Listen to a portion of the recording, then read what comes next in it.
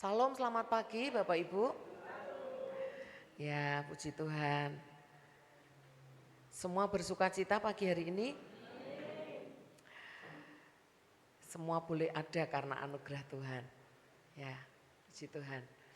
Ada lagi yang mau pindah ke depan dulu supaya enggak umpel-umpelan di belakang? Sudah ya, cukup ya. Oke, baik, puji Tuhan. Ya, kita akan melanjutkan pembelajaran kita tentang kuat di dalam Tuhan. Apa Bapak Ibu? Ya, kenapa kita belajar kuat? Karena itu yang dimau Tuhan. Tuhan gak mau kita menjadi orang yang lemah. Tuhan gak mau kita jadi orang yang meletre gitu ya. Tuhan mau supaya kita ini semua kuat di dalam Tuhan. Amin. Ngomong dulu sama sebelahnya, kuat dalam Tuhan. Kamu kuat, kamu kuat, kamu kuat. Ya, tahu Bapak Ibu. Jangan sampai ada yang lemah di tengah kita. Kalau ada yang lemah, ayo dikuatin. Nah, kan begitu. Karena itu perintah. Yang namanya perintah itu harus dilakukan. Kalau perintah nggak dilakukan, justru kita bersalah di hadapan Tuhan, gitu ya. Nah, kita kuat, kemarin kita belajar supaya kita bisa menikmati semua janji Tuhan. Kita sudah belajar janji Tuhan tuh enggak usah diingat-ingat. Yang diingat-ingat apanya? Apa? Perintahnya. Loh, kok cuma 1-2 yang ingat ya? Yang lainnya ingat enggak ini pelajarannya? Kalau kita ingat-ingat janjinya, tapi kita enggak lakukan perintahnya, ya mau sampai kapanpun kita enggak akan nikmati janji Tuhan. Tapi kalau yang kita ingat janjinya, perintahnya Tuhan, maka kita enggak perlu takut, janji Tuhan itu pasti kita nikmati, pasti kita terima. Ingatkan dulu, ngomong sama sebelahnya lagi. Yang diingat itu perintahnya gitu loh.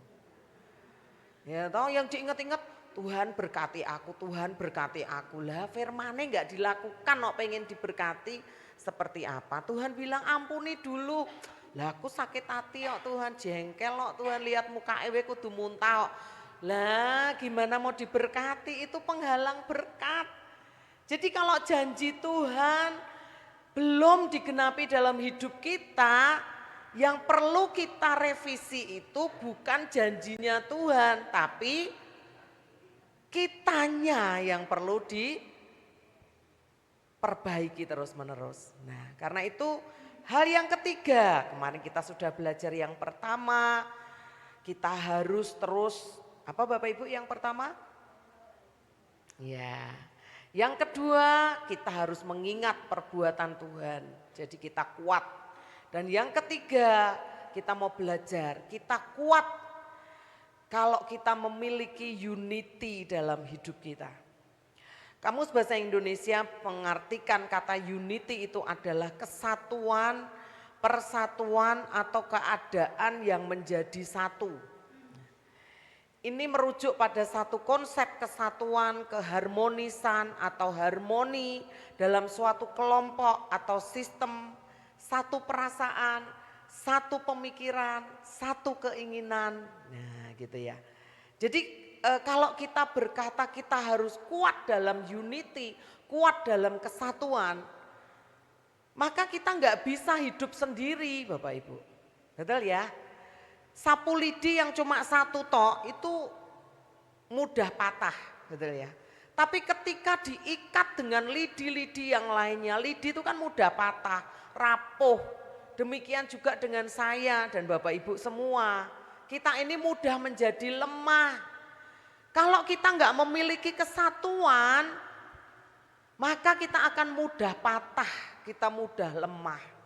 Nah, karena itu unity atau kesatuan itu sendiri juga enggak bisa jadi otomatis. Terus tiba-tiba bersatu begitu, bisa? Enggak bisa kan gitu ya. Yang namanya unity atau kesatuan hati, kesatuan pikiran itu perlu diusahakan. Perlu diapakan Bapak Ibu? Diusahakan. Satu dalam keberagaman. Ya toh? Tentu kita ini sekian banyak ini punya pemikiran gitu ya.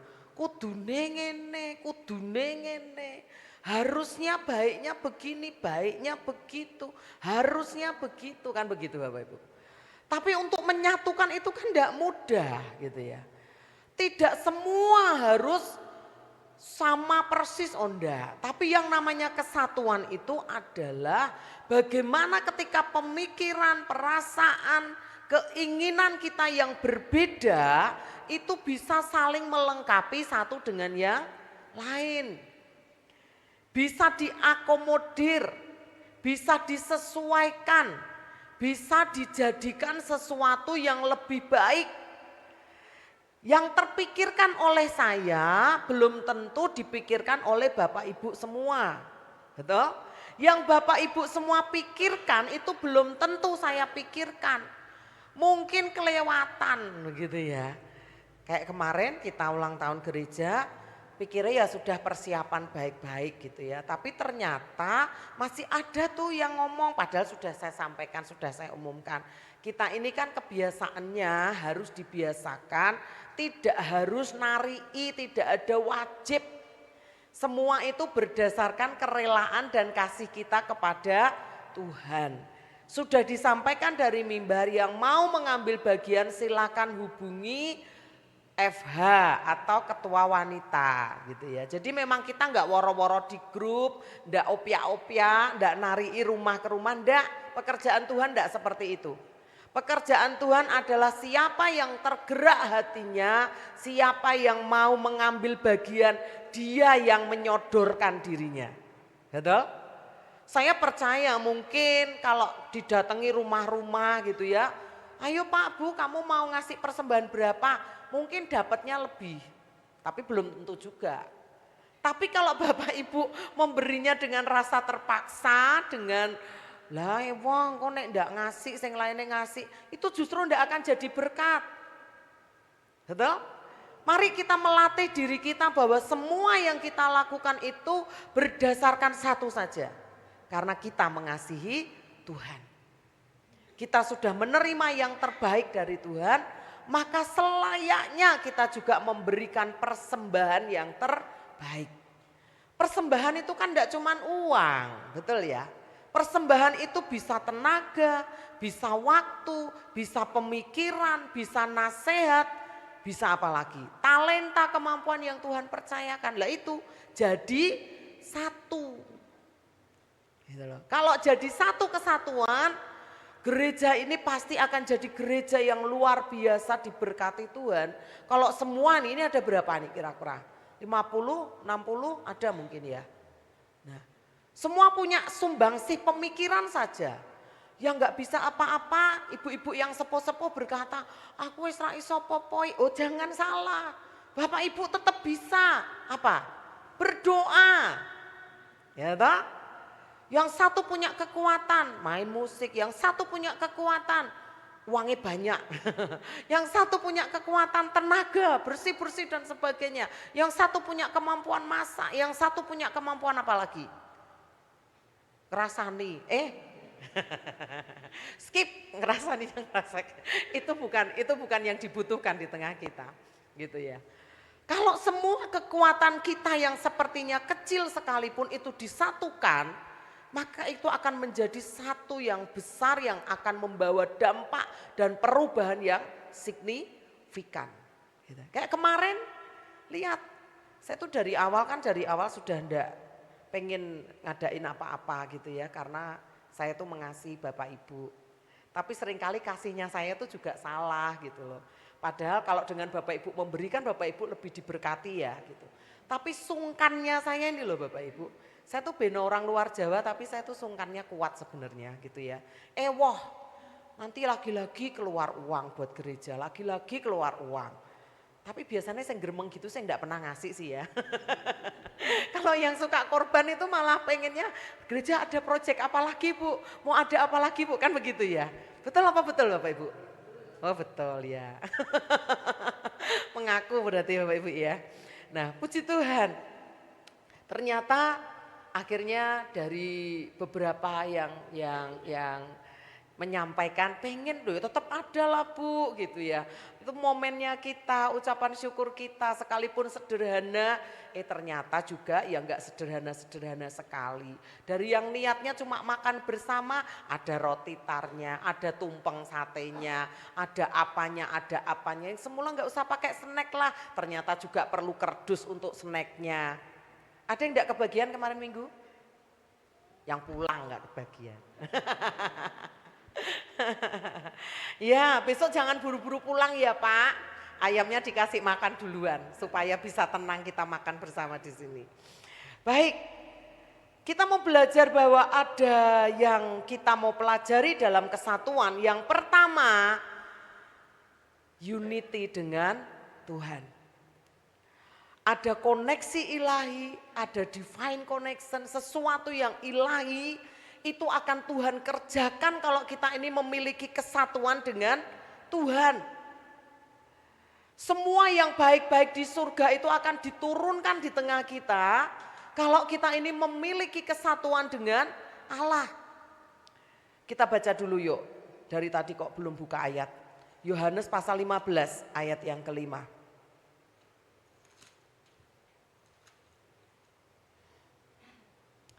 Akulah pokok anggur dan kamulah ranting-rantingnya. Jika kamu tetap hidup di dalam aku dan aku hidup di dalam kamu, maka kamu akan berbuah banyak. Tetapi terpisah dari aku, kamu tidak dapat melakukan apapun. Ya. Siapa di sini yang merasa bisa tanpa Tuhan? Uangku cukup banyak kok, aku cukup pinter kok. Ya sampai kapan Bapak Ibu? Sebesar apa kemampuan kita, sebanyak apa yang kita punya, itu tetap terbatas Bapak Ibu. Akan ada masa di mana itu semua menjadi kurang dalam hidup kita bila kita tidak terhubung dengan sumbernya yaitu Tuhan. Uang yang banyak bisa habis, harta yang banyak bisa seketika hilang, kemampuan kita tiba-tiba bisa tidak berfungsi gitu ya. Semua bisa tiba-tiba berkurang bahkan hilang dari hidup kita kalau kita tidak terus menempel pada sumbernya. Alkitab berkata nempel, ranting itu harus nempel. Kalau enggak nempel pasti cepat mati. Cepat atau lambat ranting yang tidak nempel itu akan mati. Itu pasti Bapak Ibu. Demikian juga dengan hidup kita. Kalau kita nggak nempel dengan Tuhan, pelayanan, tetap. Kelihatan tetap. Datang ibadahnya kelihatannya tetap. Tapi dalamnya itu sudah mati, nggak ada rasanya. Nggak ada aliran kehidupan dalam hidup orang yang nggak punya hubungan pribadi dengan Tuhan. Hari Minggu ini namanya ibadah raya. Ini kulit luarnya. Ini memotivasi kita untuk membangun yang di dalam hidup kita masing-masing. Apa yang kita dapatkan di hari Minggu itu harus kita lakukan dalam keseharian kita. Di rumah dalam waktu-waktu kita sendiri dengan Tuhan harus terus dibangun hubungan kita dengan Tuhan. Ibaratkan orang yang makan, kalau makannya cuma hari Minggu untuk bekal 1 minggu, lapar enggak? Kuat enggak? Semaput tengah jalan. Betul Bapak Ibu? Karena perjalanan kita 1 minggu itu kan sedemikian berat. Kita perlu minum, kita perlu makan yang cukup supaya perjalanan kita sampai pada tujuan. Demikian kita dengan Tuhan. Kalau kita nggak terhubung, dia sumbernya Bapak Ibu, HP itu kalau nggak dicas pada waktu habis baterainya, maka dia nggak akan berfungsi. Mau sehebat apa, semahal apa HP-nya, aplikasi yang di dalamnya complicated gitu ya. Tapi tetap tidak menyala kalau tidak dicas, tidak punya cadangan daya yang cukup. Demikian dengan hidup kita. Daya kita, energi kita, kekuatan kita, sukacita kita, damai kita, itu harus terus mengalir dari sumbernya Bapak Ibu. Akan mudah terdeteksi kalau kita ini tidak menempel kuat dengan pokok anggur, yaitu ketika kita ini mudah jadi lemah. Seringkali saya berkata, kalau kamu ngerasa lemah, masuk hadirat Tuhan, pasti jadi kuat. Kalau emosinya mulai emosian, marah-marah, mulai gak bisa kontrol, masuk hadirat Tuhan. Supaya damainya Tuhan memenuhi hidup kita. Kalau khawatir sama percaya besar khawatirnya, masuk hadirat Tuhan. Supaya hati kita diteguhkan. Kalau semua yang kita hadapi terasa berat, rasanya wes rak kuat, mentok gitu ya Bapak Ibu.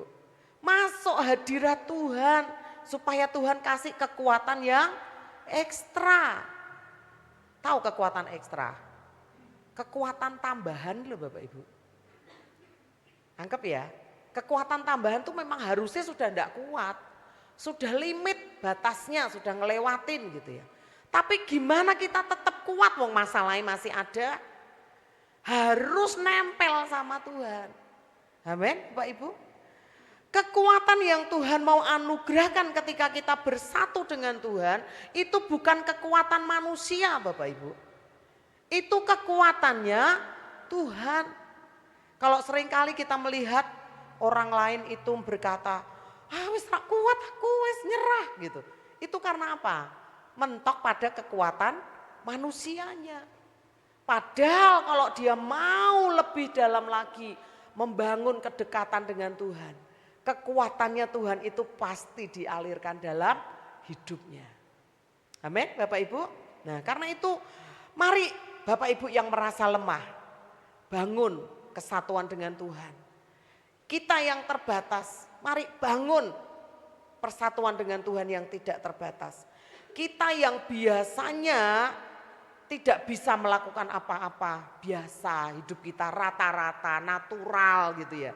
Mari bersatu dengan Tuhan, maka yang ajaib, yang supranatural, yang melampaui batas kekuatan kita, itu akan dianugerahkan Tuhan dalam hidup kita. Amin Bapak Ibu.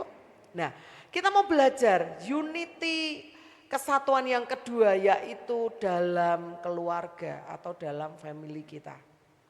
Kenapa harus bersatu, harus ada kesatuan dalam keluarga kita. Suami, istri, anak, colek dulu yang duduk di belahan sama suaminya. Jangan bersatunya itu kalau ada maunya saja Bapak Ibu. Betul enggak? Seringkali suami deket-deket istri kalau ada maunya. Tapi kalau diajak ngobrol, diajak ngomong masalah, urusanmu. Pak, anaknya kayak gini loh Pak. Kowe tong, kowe mamae kok gitu. Oh, minta diapain itu. Lapor sama saya yang suaminya begitu.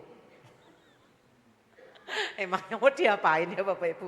Enggak lapor sama saya, lapor sama Tuhan. Biar Tuhan yang jewer kupingnya gitu ya. Biar Tuhan yang benahi hatinya. Jadi benar. Kita baca dulu yuk dalam 1 Petrus pasal 3. Terjemahan baru ya Kak. 1 Petrus pasal 3 ayat 5 sampai dengan 7. Kita banyak belajar ayat pagi ini ya. 1 Petrus pasal 3 ayat 5 sampai dengan 7. Terjemahan baru dulu.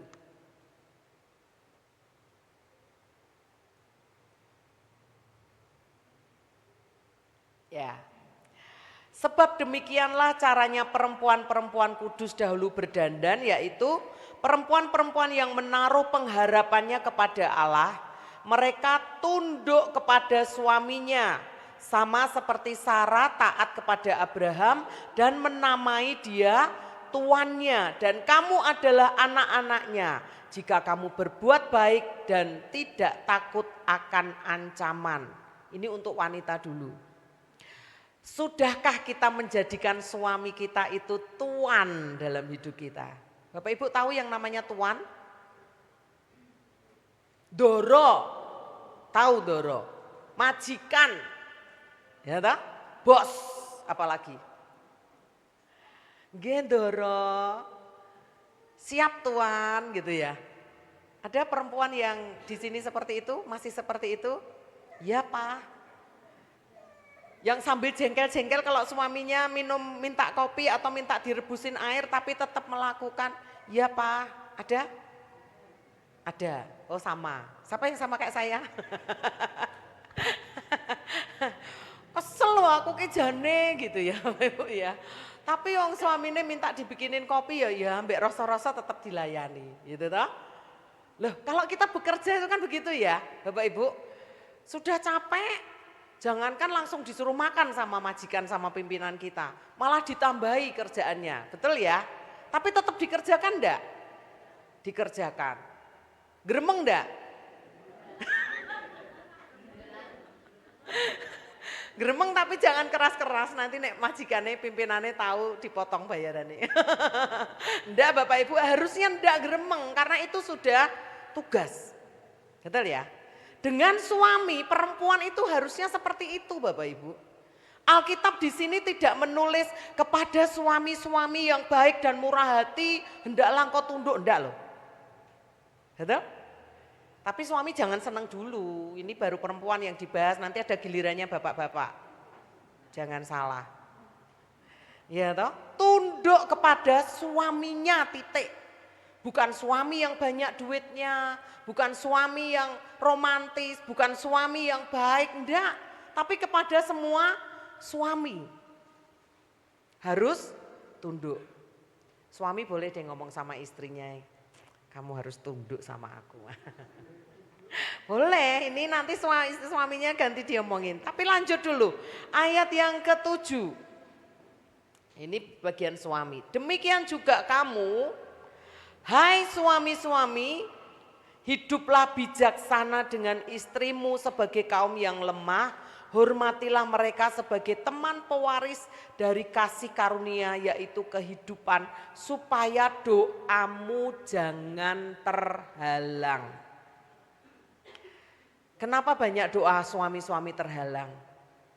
Karena tidak menghormati istrinya. Karena memperlakukan istrinya sebagai pembantu. Wis rak nyukupi malah ngasari. Wis rak nyukupi malah ngakokno ati. Pengalaman ya kayaknya. Ayo bapak-bapak hidup bijaksana. Laki-laki itu bisa dihormati istrinya kalau dia bijaksana. Mau uangnya banyak, istrinya bisa tetap tidak hormat loh Bapak Ibu. Kalau uangnya banyak itu digunakan seenak hatinya. Beli yang gak harus dibeli, beli yang kesukaannya sendiri. Bagaimana istri mau hormat, mau tunduk? Ini tuh seperti dua mata pisau yang harus saling menajamkan satu dengan yang lain Bapak Ibu. Suami istri itu harus membangun kesatuan. Kalau istrinya saja yang membangun bisa enggak? Suami jawab. Enggak. Kalau yang suaminya saja yang membangun bisa enggak? Enggak bisa Bapak Ibu. Nah, ngomong sama suami istrinya, ayo sama-sama membangun Pak. Kesatuan itu harus diusahakan, kesatuan itu harus dimulai. Kesatuan itu harus dikerjakan bersama-sama. Bagaimana istri mau jadi kuat nek suaminya itu malah terus ngelemahke. Ya toh? Loh saya tuh ngalami Bapak Ibu. Saya itu kan pengennya sebenarnya pengen langsing. Ojo guyu. Malah diperintah. Tapi suami saya tuh tidak mendukung saya. Jadi malam-malam sukanya bawa makanan gitu lah. Dia makan terus itu enggak gemuk-gemuk, Bapak Ibu lihat kan. Lah saya itu enggak usah makan, ngeliatin makanan saja gemuk sendiri yo. Gitu ya. Suami saya tuh sukanya malam-malam makan. Jam 9:30 makan gitu ya. Nanti saya sudah mapan tidur tuh loh dibangunin. Mah enak iki mah. Coba Oma. Lah piye coba Bapak Ibu? Yang salah saya apa suami saya? Tak kandake Pak David loh, sesone pulang. Lah, itu namanya kalau enggak bersatu, makanya saya enggak kurus-kurus, ya toh? Lah sama ini hal yang kecil. Tapi bukankah yang namanya keluarga itu banyak hal yang harus diupayakan bersama, betul? Banyak hal yang harus diurus bersama, diselesaikan bersama. Betapa capeknya kita kalau kita mengerjakan sendirian tapi pasangan kita tidak mau tahu. Betul Bapak Ibu? Karena itu ayo bangun sama-sama keluarga di dalam Tuhan. Bangun kebersamaan, bangun unity, mulai dengan mesbah doa. Saya mau cek lagi, yang udah ada mesbah doa berjalan sampai dengan hari ini. 1, 2, 3, 4. Yang lainnya mau mulai sampai kapan Bapak Ibu? Hari-hari ini bukan semakin enak loh. Hari-hari ini akan semakin berat. Alkitab yang mencatat. Pada zaman akhir kegoncangan itu akan menimpa seluruh bumi. Kita ini masih tinggal di bumi ya. Kita belum tinggal di surga. Kalau di surga semua sudah tersedia. Semua sudah enak. Kita tinggal nyembah Tuhan. Semuanya baik adanya, kecukupan. Tapi untuk di bumi ini semua masih harus diperjuangkan. Kalau kita nggak mulai dengan Tuhan di dalam hadirat Tuhan, bangun mesbah di tengah keluargamu, siapa yang akan memastikan kita bisa menjadi kuat di dalam Tuhan? Siapa yang bisa memastikan kita pasti kuat dan tidak lemah dalam menghadapi pergumulan kita Bapak Ibu? Tidak ada yang bisa jamin. Mulai yang masih berteman, punya teman dekat, pacaran, belum masuk pernikahan, jadikan budaya dan gaya hidupmu berdoa bersama, baca firman bersama. Pilih yang seiman, yang bisa diajak bersama-sama baca firman, nyembah Tuhan, berdoa, bersyafaat bersama, belajar menghadapi seluruh permasalahan di dalam doa. Halo anak-anak muda, jangan coba-coba cari yang di luar Tuhan. Yang di dalam Tuhan saja berat apa enggak Bapak Ibu? Berat. Jauh lebih berat kalau pasangan kita di luar Tuhan. Orang tua tegesi anak-anak kita. Gitu ya. Bikin batas yang tebal, garis merah yang tebal supaya untuk berteman semua boleh. Tapi untuk teman dekat, untuk sahabat, apalagi untuk pacar, untuk jodoh, tetapkan dengan kuat pilihanmu harus sama-sama di dalam Tuhan. Nah, dikatakan di sini teman pewaris. Teman pewaris itu adalah teman untuk mendapatkan kita menikmati semua janji Tuhan. Kalau salah satunya enggak siap Bapak Ibu, berat untuk menerimanya. Karena itu mari siapkan suami kita, siapkan istri kita, dampingi mereka. Istri tolong suami, suami hargai istri, kasih istri gitu ya. Kalau istrinya sudah tunduk, ya jangan suaminya terus saenake dhewe Bapak Ibu. Banyak sekali istri yang berkeluh kesah suamiku ndak dewasa Bu. Suamiku sik saenake dhewe Bu. Ayo belajar. Tolong suamimu, jangan cepat menyerah dengan suamimu yang belum dewasa. Tapi suami yang belum dewasa belajar supaya jadi dewasa. Kalau diingetin istrinya jangan marah. Saya juga terus belajar dengan suami saya Bapak Ibu. Istri juga kalau suami gak seneng kita omeli ya jangan ngomel. Ngomong baik-baik iso toh mah. Betul ya? Suami saya sering mengingatkan saya Bapak Ibu. Saya itu kan perempuan kan. Siapa di sini yang perempuan? Saya sama dengan ibu-ibu, suka ngomel juga gitu ya. Kadang kalau ngomong kita ini sukanya diulang-ulang. Bener apa bener? Suami seneng gak istrinya ngomong diulang-ulang? Nggak. Tapi nek diomongi sekali langsung dilakukan nggak? Lah, kalau mau istrinya nggak ngulang-ngulang, istrinya ngomong sekali didengerin, buka telinganya lebar-lebar. Ya toh? Loh, kita ini kan harus apa ya namanya? Apa adanya begitu loh Bapak Ibu. Kalau kita mau istri kita seperti apa, ya kita harus melakukan yang berpadan dengan keinginan kita. Kalau kita nggak mau istri kita ngomel, ya jangan buat dia ngomel gitu loh. Tapi istri juga menjaga suaminya, kalau kita nggak mau suami kita marah-marah, ya jangan buat suami kita marah, nggak usah diomelin. Kalau kita berkata terus gimana aku bisa lemah lembut menghadapi suami, atau gimana aku nggak marah menghadapi istri yang cerewet, menghadapi suami yang ini, belajar sama Tuhan. Kembali ke yang pertama tadi, persekutuan kita dengan Tuhan akan menolong kita supaya kita bisa menghadapi suami, menghadapi istri, menghadapi anak.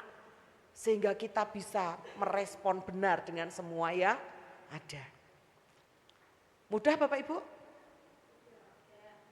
Mudah diucapkan, tapi sulit untuk dilakukan. Tapi bersama Tuhan gak ada yang sulit loh. Mau belajar? Dikatakan supaya doamu jangan terhalang. Ini suami-suami perhatikan. Berubah, hormati istrimu, hargai istrimu.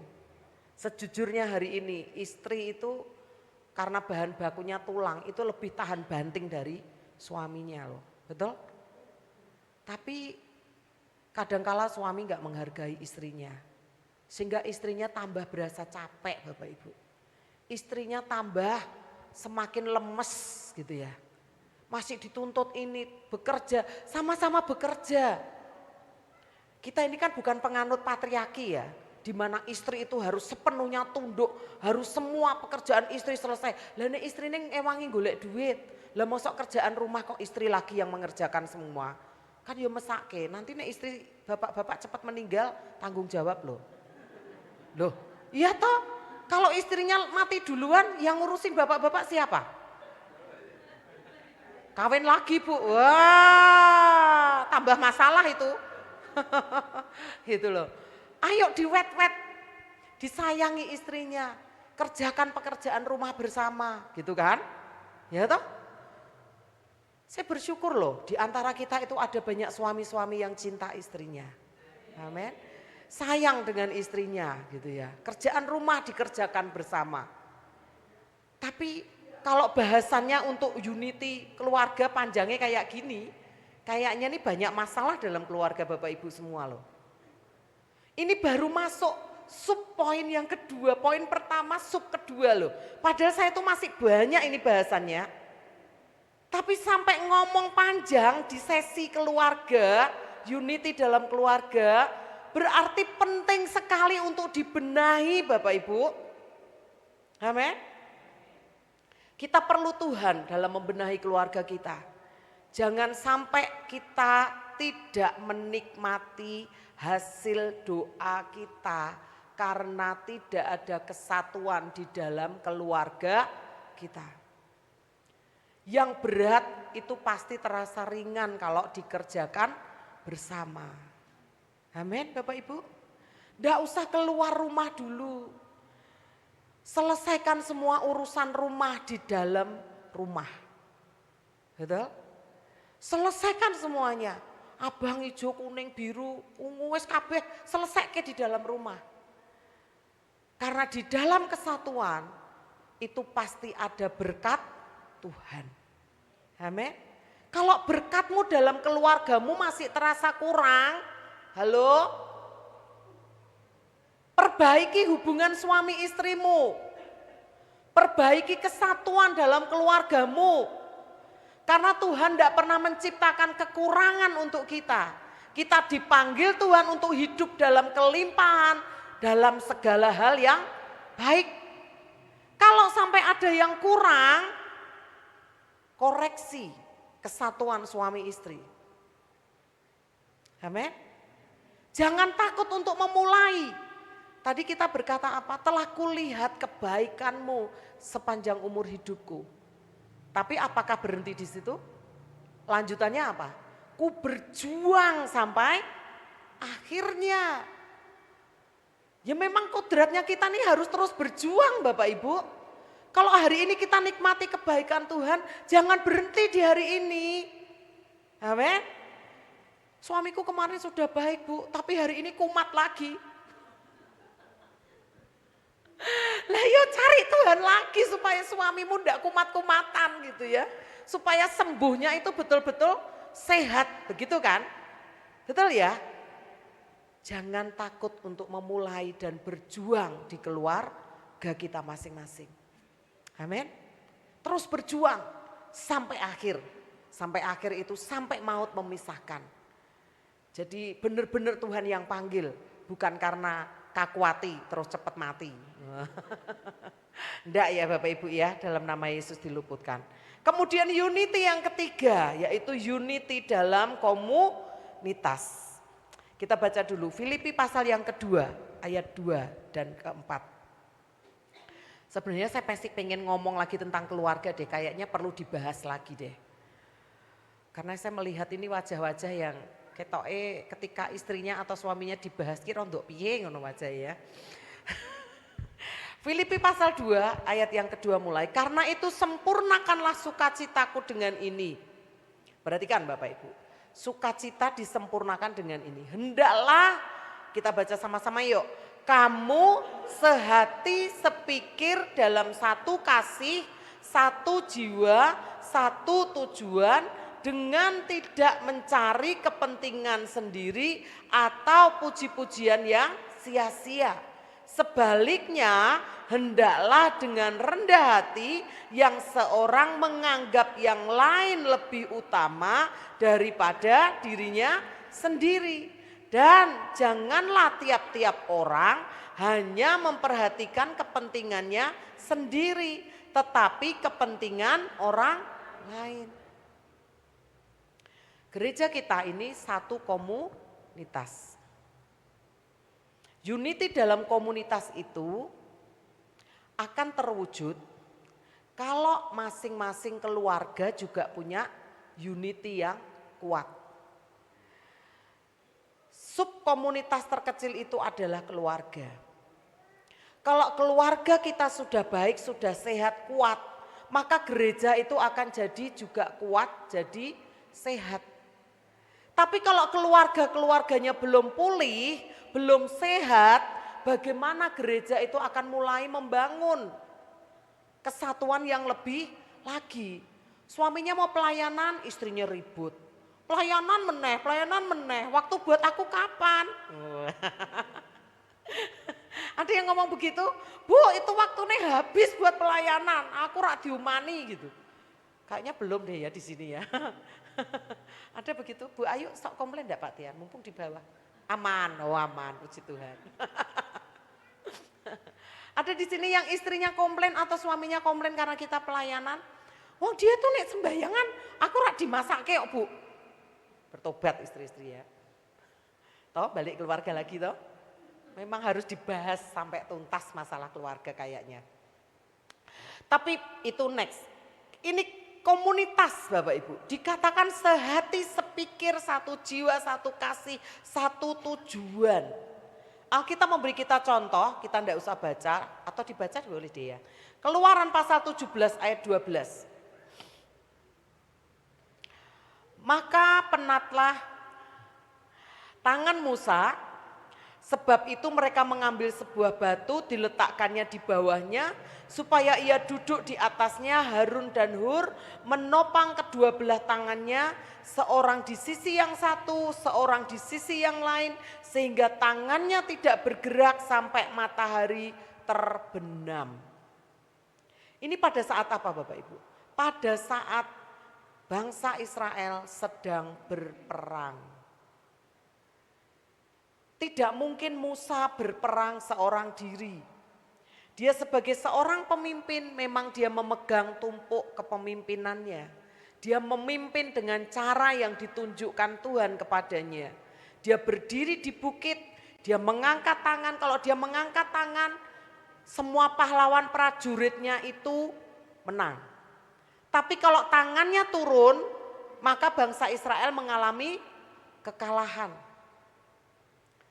Tapi siapa yang kuat dari pagi sampai sore sampai harus menang semua, tangannya diangkat tangan terus, kan enggak mungkin toh. Betul Bapak Ibu? Karena itu diperlukan kesatuan sehingga Harun dan Hur menopang kedua tangan Musa. Mereka mengambil batu dan diletakkan tangannya Musa, ditopang. Tahu ditopang Bapak Ibu? Disonggo. Bahasa Jawanya disonggo. Gitu ya. Sehingga mereka menang. Dikatakan tangannya tidak bergerak sampai matahari terbenam. Nah kita ini suruh memuji Tuhan ngangkat tangan aja saya masih banyak lihat belum kok. Ya toh? Nunggu disuruh baru angkat tangan, itu pun tidak semua angkat tangan. Padahal berapa lama toh kita memuji Tuhan? Ini dari pagi sampai matahari terbenam ngangkat tangan Bapak Ibu. Apa ora keju tangane ya toh? Kebas gitu ya, mati rasa gitu. Tapi lihat topangan Harun dan Hur itu membuat kemenangan yang besar atas bangsa Israel. Sama Bapak Ibu. Kita di sini pun perlu untuk saling menopang satu dengan yang lain. Saya ini Bapak Ibu, kalau enggak ada teman-teman pengurus, teman-teman pelayan, bisa apa? Gitu ya. Kan enggak mungkin nih dari awal saya mimpin pujian, doa sendiri, Pak David main gitar sendiri gitu ya. Apalagi berdoa sendiri, kolekte sendiri gitu ya. Lucu enggak? Lucu ya. Tapi ada loh gereja yang seperti itu. Gereja om saya itu sampai anaknya pergi keluar semua. Karena papa mamanya seperti itu model pelayanannya. Jemaatnya akhirnya habis. Itu om saya sendiri Bapak Ibu. Saya melihat yang tidak ada kesatuan, itu seakan terbuka pintunya untuk si jahat itu bekerja dan merusak apa yang baik yang ada di dalamnya.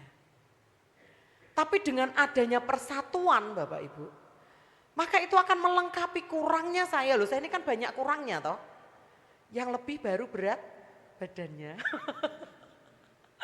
Tapi dalam hal lain itu kan banyak sekali kurangnya toh Bapak Ibu. Betul toh? Bapak Ibu lihat kekurangan saya?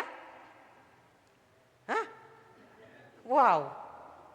Kalau enggak sampai kelihatan kekurangannya, itu karena kemuliaan Tuhan yang menutupinya. Gitu ya. Ketok api etok, elek era ketok. Tapi suatu saat kalau Bapak Ibu lihat kejelekan saya, jangan kecewa. Ya.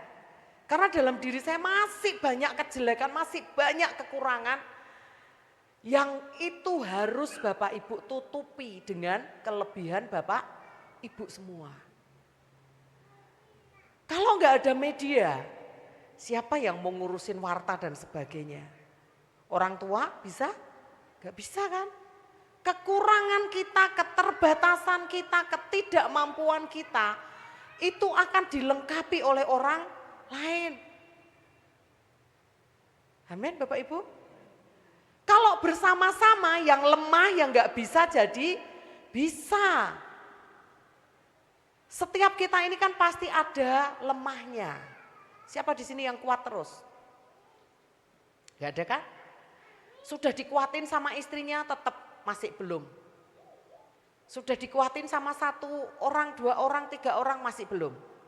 Kemudian datang yang lain menguatkan, datang yang lain menguatkan, baru bisa sempurna. Karena itu ayo terus membangun Bapak Ibu. Karena saat kita ini lemah Bapak Ibu, saat itu setan itu menyerang. Saat itu setan itu seakan-akan mendapat angin yang segar. Pernah enggak kita ngerasa kalau kita ngerasa lemah, justru saat itu bertubi-tubi masalah semakin datang. Seakan-akan semua terasa lebih kacau dan sebagainya, betul ya? Karena apa? Saat kita lemah, saat itu justru kita ini harus ada yang menguatkan, harus ada yang menopang. Harus ada yang menasehati, harus ada yang merangkul, harus ada yang memeluk gitu ya.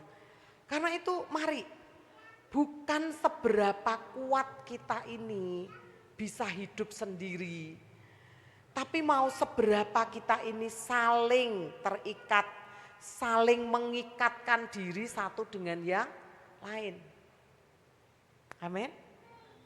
Tapi Bu, kalau deket-deket dengan yang lain itu sok nyocoki, tahu nyocoki? Apa ya? Omongannya itu suka nyakiti, perbuatannya itu suka enggak pas. Siapa lagi Bapak Ibu? Ternyata dianya pemikirannya berbeda dengan saya. Rak cocok aku dengan orang yang seperti itu Bu. Bapak Ibu, kita ini enggak akan pernah cocok. Mau sampai kapanpun enggak akan pernah cocok. Tapi yang harus kita lakukan adalah mencocokkan satu dengan yang lain. Menyesuaikan, betul? Saya tuh baru terlintas mau bikin, tapi besok lah ya. Bentuk hati tapi yang dipotong-potong enggak beraturan gitu ya. Pastel. Bisa cocok itu kalau apa? Kalau dicocokkan gitu. Kalau kita nunggu cocok enggak bakal ada cocoknya. Betul? Karena itu ayo. Kesatuan itu harus diusahakan. Kita enggak boleh baper. Alkitab yang berkata besi menajamkan besi, manusia menajamkan sesamanya. Yang omongannya enggak teli itu Bapak Ibu, itu melatih hati kita jadi kuat. Betul? Yang omongannya nyelekit, itu membuat telinga kita ini tebal gitu ya. Sehingga kita kuat terhadap kritik. Apalagi yang pemikirannya berbeda itu justru akan melengkapi kita. Kadang terlewatkan dari kita, enggak mikir, tapi ada yang pikirannya beda. Untuk menjadi pertimbangan, menjadi alasan untuk kita menimbang lebih lagi. Karena itu jangan alergi. Musik itu kalau sama, boseni enggak? Suaranya gitar sama suaranya drum kok sama, ya enggak mungkin lah ya. Betul? Lo gitar dua saja suaranya beda. Kalau harus sama, ya lucu gitu ya, enggak ada warnanya. Tadi dikatakan kesatuan itu harmoni. Justru warna yang berbeda itu membuat semakin indah. Betul? Warna yang berbeda itu akan membuat satu tampilan itu beda dengan yang lainnya. Semakin menarik. Gitu ya. Kalau pemain musiknya di cloning, wajahnya kayak Ronald, badannya kayak Ronald semua, bosen enggak Bapak Ibu? Loh, ini panggilannya Ro, panggil ini Nal, panggilannya ini apa? Apalagi? On. Oh. Bingung toh Bapak Ibu ya. Justru memang harus berbeda. Satu kayak Pak Jedit, satu kayak Ronald, satu kayak Abed, satu kayak Tian, satu kayak Dito kalau pas main lagi gitu ya. Supaya apa? Berwarna, saling melengkapi. Mau Bapak Ibu? Jadi kalau di tengah-tengah kita itu ada yang spesial, ada yang khusus, itu butuh perhatian kita semua. Bukan untuk dihakimi, tapi untuk dikasihi. Ngomong dulu sama sebelahnya. Kowe nek aneh aku tetap mengasihi kamu.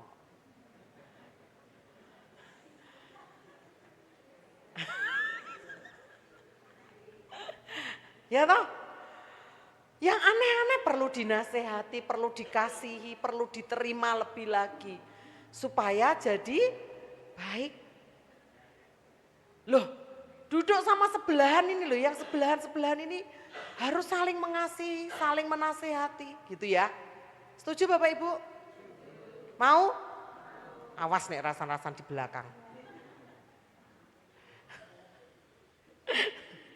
Ya, karena apa? Karena semua kita itu pasti ada masanya kita ini jadi orang yang aneh, yang butuh diperhatikan gitu kan.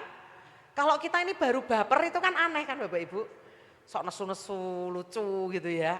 Artinya kita butuh diperhatikan gitu. Ya bersyukurlah kalau kita sedang tantrum tapi ada orang-orang yang memperhatikan dan peduli dengan hidup kita. Karena itu mulai dari keluarga, lanjut ke komunitas di dalam gereja kita. Karena tidak ada satu orang pun yang kuat terus, enggak. Saya tuh bersyukur punya Bapak Ibu semua. Kadang saya itu juga males loh pelayanan. Ini pendeta jujur banget gitu ya. Loh saya tuh mau apa adanya Bapak Ibu, saya tuh enggak mau pura-pura di depan Bapak Ibu. Kadang kalau berasa capek itu lihat ada satu dua orang yang angel kandanane, saya tuh males kadang kala Bapak Ibu. Apa yang membuat saya enggak males? Kalau saya lihat Bapak Ibu semangat, saya lihat pelayan-pelayan Tuhan semangat, saya tuh ngomong sama Tuhan, aku orang duisen ya Tuhan ya. Oh itu jemaat wis semangat loh Tuhan, kok aku enggak semangat kan gitu. Betul ya Bapak Ibu ya? Loh tapi ada ayatnya loh semua lemah, jadi Bapak Ibu jangan menghakimi saya kalau saya lemah. Kalau saya lemah tugas Bapak Ibu untuk menguatkan saya. Siap? Mau? Baca dulu ayatnya deh dan kita akan selesai. Mazmur pasal 18 ayat 18. FHYH.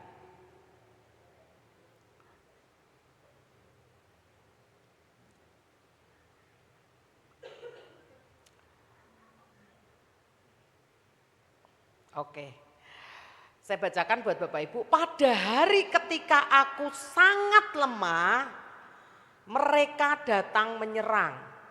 Tetapi Tuhan menguatkan aku. Amin Bapak Ibu.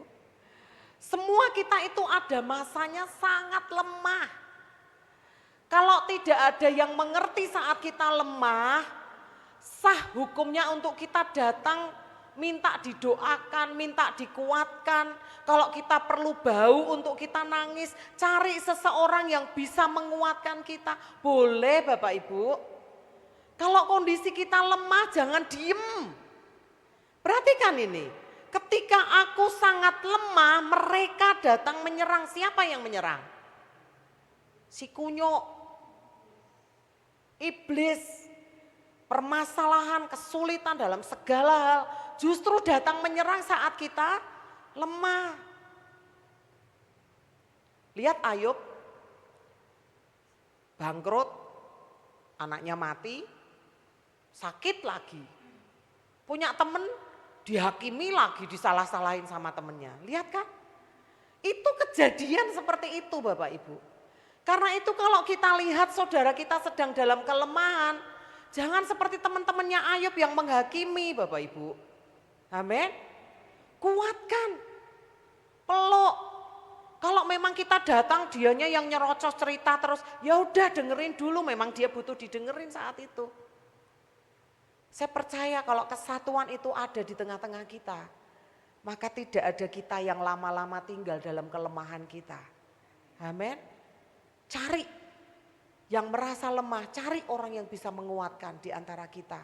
Sehingga kita tidak tinggal dalam kelemahan, tapi kita boleh terus dibarui dalam kekuatan Tuhan. Amin. Jangan menutup diri, kita ini makhluk sosial. Saya mendorong semua kita harus punya hubungan yang baik satu dengan yang lain. Besi menajamkan besi, seketika proses itu pasti terjadi. Bentek, piring sama piring dikumpulkan bunyi ting gitu toh. Betul ya? Tapi manusia kumpul dengan manusia ya kadang omongannya mungkin ada bagaimana, itu hal yang wajar. Harus disikapi dengan bijaksana. Karena itu mari Bapak Ibu, ini hal yang ketiga, masih lanjut lagi nanti. Next pertemuan berikutnya kita akan belajar bagaimana kita kuat lagi di dalam Tuhan. Tapi pagi ini kita kuat kalau kita punya unity. Unity dengan Tuhan, unity dengan keluarga, unity dengan komunitas. Amin Bapak Ibu. Tuhan Yesus memberkati kita semua. Saya undang kita semua bangkit berdiri.